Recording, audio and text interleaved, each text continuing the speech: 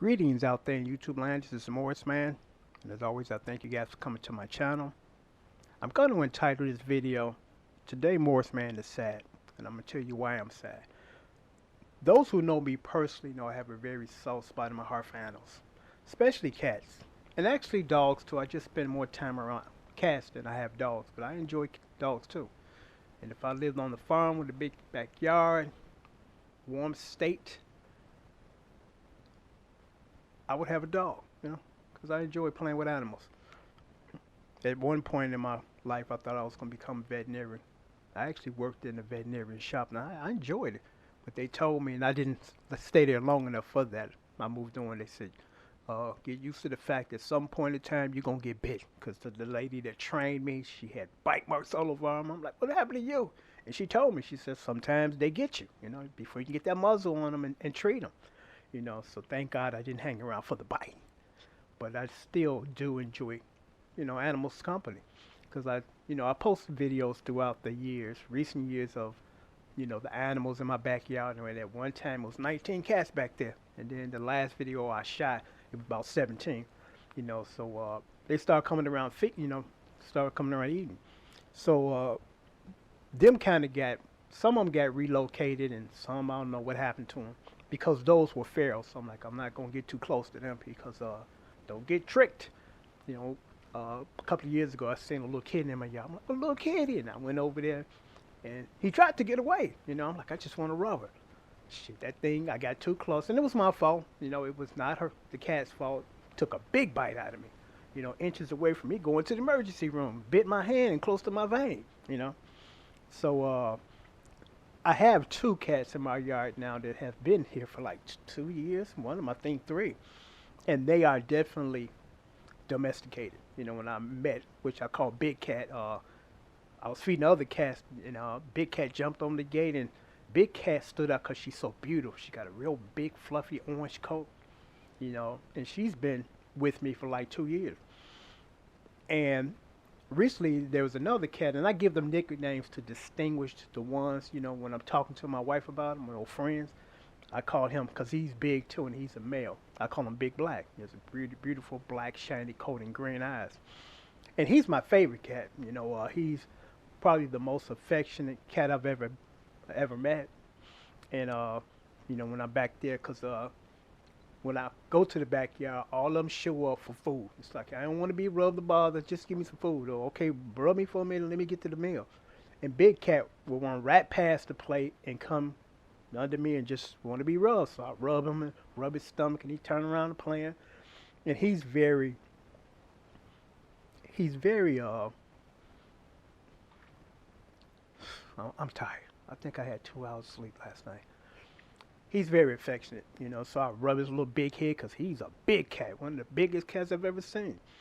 And my wife sometimes see me out there, and she said, Big Cat love you. I'm like, yeah, and I love Big Cat. Big Cat, if I could, I'll have Big Cat and switch Big Cat out for lazy Cotton here, because as we speak, I'm sitting there looking at Cotton sleep. Cotton sleeps almost all day now. She sleeps all day, and then she used to stay up all night. Now she sleeps all day, and she sleeps most of the night. So it's like, when do you ever get up, Very not affectionate at all. Try to rub Cotton. Cotton don't want to be bothered until Cotton wants to be bothered. And the agreement was, we got Cotton out the bushes in our yard. She could have been no more than a couple of weeks. And the understanding was that I would bring her in with understanding and intentions of placing her, because I've done that before. My next door neighbor cat, when they left the cat. So I put the cat picture on Craigslist. Somebody came and got her, and she was a very affectionate cat too. And I didn't want to leave that cat out there. I'm like, this cat is not not feral, and wouldn't last out there. So that was the agreement with Cotton. But the pandemic kicked in. Nobody wasn't taking cats, and here it is 2.5 years later, and we still got Cotton. And trying to get rid of Cotton for the longest. It's not that we don't love her, but I didn't plan on having a cat for all that time, because a lot of work goes into taking care of animals. You gotta, if you clean, which we are, I clean out that litter box as soon as she drop litters. Drop her low, because I got people to tell me, oh, check, clean out my litter box for days. I'm like, man, I couldn't last a half a day with anything in there, urine or feces.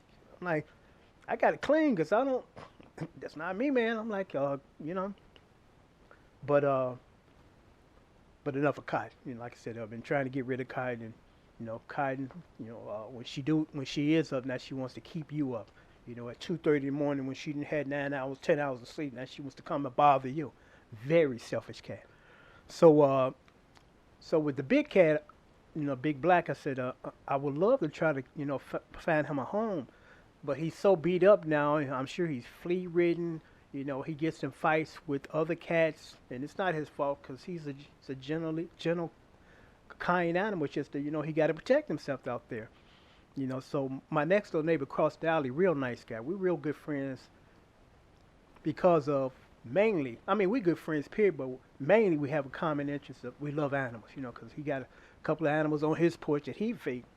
So, you know, we always talk about the animals. So he got rid of Cotton's kittens, you know, and the agreement was to get rid of Cotton with them, but he said that Cotton's too old. You know, it's hard to place Cotton.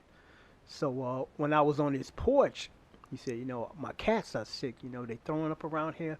And the first thing came to my mind was somebody poisoning these cats. You know, because I'm like, cats are real finicky. They don't put nothing in their mouth that they don't approve. You know, a lot of times Cotton won't even eat any soft food other than meow mix. That's it. She smell it, the other food, and she's like, no, I don't want that. So I know that they're not really just being a scavenger like possums. Somebody is putting something in the food that perhaps you can't taste, and it's making them sick. A couple of them died, and this was about a year ago. So 2 days ago, Big Cat was in the front of the house. You know, when I got up to take my wife to the train station, and she was heaving like she wanted to throw up. I'm like, "Are you okay?" You know. So then 3 days later, Big Black shows up. He got mucus drooling from his mouth, and he's real lethargic and listless, you know. And normally when he see me, he comes up to me and want to be rubbed. We, you know, played for a minute. You know, he didn't do that because I knew something was wrong. I seen him out there in front of my house today, and again, when he see me, it's like love at first sight. He come running, and I come running and rub his little head or big head. He didn't move. Then he went up under my cedar tree and kind of just stayed there. He wouldn't move, you know, he wouldn't come out. So I'm assuming somebody's poisoned him too. And I'm like, how cruel are people?